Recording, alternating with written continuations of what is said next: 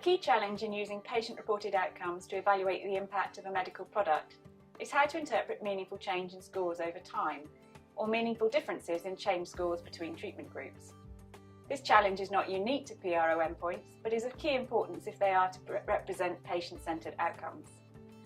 Statistical significance of any PRO score change does not guarantee that differences are clinically meaningful or represent important or even detectable improvement or decline for the individual patient. FDA guidance recommends anchor-based methods such as patient global ratings for establishing a responder definition to interpret treatment effects measured by PRO endpoints. This represents a key shift away from using a distribution-based, group-level minimum important difference to evaluate treatment benefit. Now, proportions of individuals who meet a threshold for individual PRO score change, which defines a meaningful level of response, are compared between treatment arms. However, there are different approaches to using patient global ratings as anchors from which to develop responder definitions for PRO endpoints.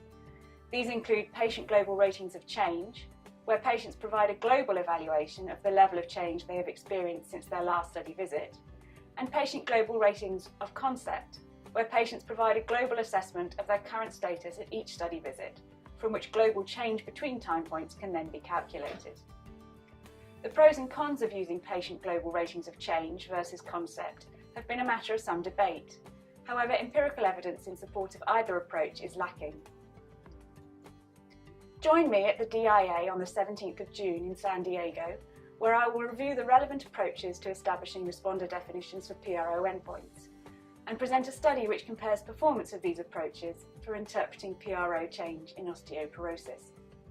The study provides empirical support for methodological and regulatory recommendations to use patient global ratings of concept when interpreting PRO change in evaluating treatment effect.